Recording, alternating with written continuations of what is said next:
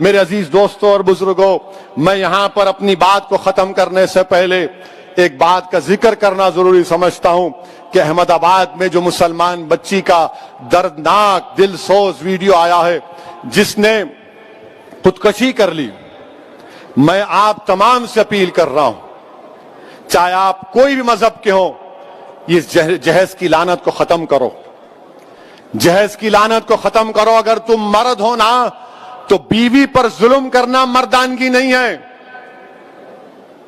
بیوی کو مارنا مردانگی نہیں ہے، بیوی سے پیسوں کا مطالبہ کرنا مردانگی نہیں ہے۔ تم مرد کہلانے کے بھی لائق نہیں ہوگا اگر تم ایسی حرکت کرو گے۔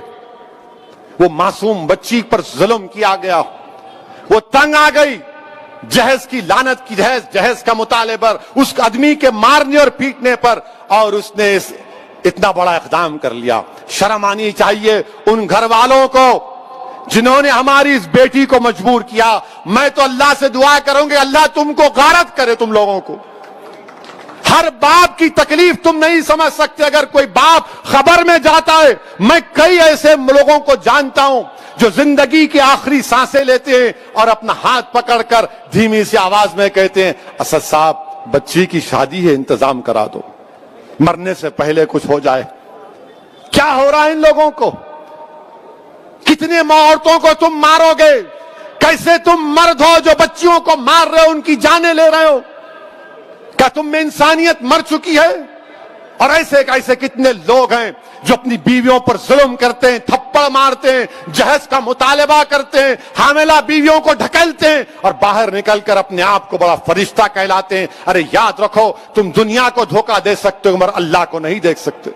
اللہ دیکھ رہا ہے، اللہ سمجھ رہا ہے، اور اللہ ضرور مظلوم کا ساتھ دے گا، اللہ مظلوم کا ساتھ دے گا۔ میں ان تمام مسلمانوں سے اپیل کر رہا ہوں، اللہ کے رسول صلی اللہ علیہ وسلم نے ارشاد فرمایا تھا کہ تم میں سب سے بہترین وہ ہے جو اپنے گھر والوں سے اچھا ہے، بہترین اخلاق اس کے ہیں جو اپنی بیویوں سے اچھا برتاؤ کرے گا۔ یاد رکھو اگر تم اپنی بیویوں کو مارو گے تو کل یہی مار کا تم کو حساب حشر کے میدان میں دینا پڑے گا۔ جو مسلمان ہیں بتاؤ میرے کو ایک مثال دو کہ ہمارے نبی ہمارے رسول جن کے نام کے خیرات کا صدقہ ہم کھاتے ہیں، کیا انہوں نے کبھی ہماری امت کی ماؤں کو مارا؟ کہ اللہ کے رسول صلی اللہ علیہ وسلم کی مثال دو۔ تم کہتے ہو کہ میں محمد صلی اللہ علیہ وسلم کا امتی ہوں، ارے شرم سے ڈوب مرو۔ تم رسول اللہ کے امتی ہو اور اب بچی کو مارتے ہو، اس بچی سے جہیز کا مطالبہ کرتے ہو۔ ارے اسلام میں جہیز کا مطالبہ کرنا حرام ہے، حرام ہے، حرام ہے۔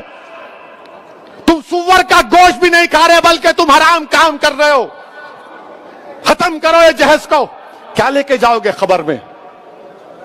حیدرآباد کی دکن کی تاریخ بھری پڑی ہے، محلات ہیں بادشاہوں کے، ان کے مقبرے پر آج پھول ڈالنے والا کوئی نہیں ہے۔ کیا لے کے جاؤ گے تم کسی بچی پر ظلم کر کے؟ کتنی دولت تم کو چاہیے؟ ظلم کرے اس بچی پر، تکلیف ہوتی ہے، شرمندگی ہوتی ہے۔ سوچو اس بات کو، ختم کرو ان برائیوں کو اپنے معاشرے سے۔ بچیاں اللہ کے رسول صلی اللہ علیہ وسلم مسلمانوں کے لیے کہہ رہا ہوں بلکہ دنیا کو بتا رہا ہوں کہ ہمارے رسول صلی اللہ علیہ وسلم جب اپنے بیٹی سے ملنے جاتے، شہزادی جنت سے، یا وہ آتی، اللہ کے رسول صلی اللہ علیہ وسلم اپنی صاحبزادی کے لیے کھڑے ہو جاتے، بیٹی کے لیے کھڑے ہو جاتے تھے، حضرت فاطمہ کے لیے پیشانی پر بوسہ دیتے اپنی بیٹی کو۔ اور تم کیا کر رہے ہو؟ میرے عزیز دوستوں اور بزرگوں، یہ مجلس کے ذمہ داروں کا جلسہ ہے۔ ہماری بھی کوشش ہونی چاہیے کہ پہلے اگر ہمارے گھر میں ایسا ہو رہا ہے اس کا خاتمہ کرو، ہمارے محلے میں ہو رہا ہے سمجھاؤ ان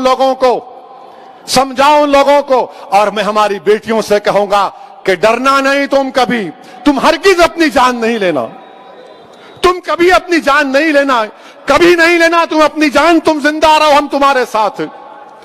تمہاری جان کی قیمت ہے میری بیٹیوں۔ اگر تمہارا باپ تکلیف میں تو ہم بھی تکلیف میں، مگر کبھی اپنی جان مت لو۔ چھوڑو، لات مارو اس گدھے کو، اس ظالم کو جو تم کو مارتا ہے, تم سے جہیز کا مطالبہ کرتا ہے. تمہاری زندگی بہت بڑی ہے, لات مارو اس کو, قانون کو استعمال کرو, مت گزارو ایسے ظالموں کے ساتھ زندگی. کیا فائدہ اس باپ پر, کیا بیت رہی ہوگی جو ویڈیو دیکھا ہوگا اپنی بچی کی موت کا, زندہ رہتے ہوئے مر گیا ہوگا اگر زندہ ہے تو. میرے عزیز دوستوں اور بزرگوں, اس برائی کا خاتمہ ہم کو کرنا ہے, عورتوں کا ساتھ دینا ہے. عورتوں کو حقیر مت سمجھو, عورتوں کا ساتھ دو, عورتوں کا ساتھ دو. ان کو ہم کو معاشرے میں آگے بڑھانا ہے.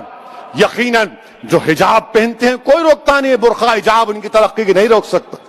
کل ناسک سے ایک بچی میرے کو فون کی اور بولی اسدالدین اویسی تمہارا بہت بڑا نام سنی, ذرا گرم لہجے میں بات کر رہی تھی. میں سمجھا کچھ ہے اب. میں نے اماں ریکارڈ تو نہیں کر رہے تو بولے نہیں بات کرنا ہے. میں بولو. بولے میرے کو حیدرآباد کے ایروناٹیکل یا اسکول ہے اس میں میرے کو پائلٹ کی ٹریننگ حاصل کرنا ہے. میں اس کے امتحانات پاس کر لی, میری فیس 20 لاکھ ہے, آپ کیا مدد کر سکتے؟ میں بولا اماں ریکارڈ تو نہیں کر رہے. بولے بار بار کیوں پوچھ رہے آپ؟ بولا نہیں پھر چلا دیتے. بولا انشاءاللہ تعالی میں معلوم کروں گا. بچی کیا بولی؟ میں مسلمان بچیوں کے لیے رول ماڈل بننا چاہتی ہوں. اویسی صاحب میں پائلٹ بننا چاہتی ہوں. اور بنے حیدرآباد میں. حیدرآباد سے بھی ہمارے ایک اردو اخبار کے سیاست کے ذمہ داروں نے ایک بچی کو ٹریننگ دلائی تھی, وہ پائلٹ بنی. بولی میرے کو پائلٹ بننا ہے اسدالدین اویسی صاحب, میں رول ماڈل بننا چاہ رہی ہوں. میں سلام کرتا ہوں ان بچوں کے اسپرٹ کو. اگر آپ کو اللہ نے بیٹی دی تو بیٹے سے زیادہ اس کو قابل بناؤ, بیٹے سے زیادہ اس کو علم دلاؤ. اور یاد رکھو میں بھی صاحب اولاد ہوں, مگر جتنی محبت میں اپنی بیٹیوں میں دیکھتا ہوں, اللہ کا بہت بڑا کرم ہے, اللہ کا بہت بڑا کرم ہے مجھ پر. میرے عزیز دوستوں اور بزرگوں, یہ بات کہنا ضروری سمجھتا تھا, اسی لیے آپ کے سامنے رکھ رہا ہوں. اچھا اب ایک اور اہم بات, انشاءاللہ تعالی 1 بجے سے پہلے بات کو ختم کر لوں گا. یہ کووڈ کی وجہ سے تقریر کرنے کا موقع ہی نہیں ملا نا. دارالسلام میں جلسہ نہیں ہوا, وہ رحمت العالمین کا جلسہ صلی اللہ علیہ وسلم کا اوپر ہوا. بہت سے ہمارے جلسے یہ بیماری کی وجہ سے, وائرس کی وجہ سے ذرا جلسے نہیں ہوئے. اپنے ہی گھر میں نہیں ہوئے, دوسری جگہ سب ہو رہے تھے, تو ذرا اپنے گھر میں ہو رہا ہے, ذرا دل کی بڑاس نکال رہا ہوں. میرے کو بھی خوشی ہو رہی. I am very happy to see all of you. آپ پورے یہاں پر دیکھ کر دل باغ باغ ہو رہا ہے. اللہ بہتر جانتا ہے. اس لیے میرے بھائی کہ دارالسلام میں کیا ہے نہیں معلوم. جب مرحوم قائد سالار ملت کو پہلی مرتبہ 2002 میں ہارٹ اٹیک ہوا,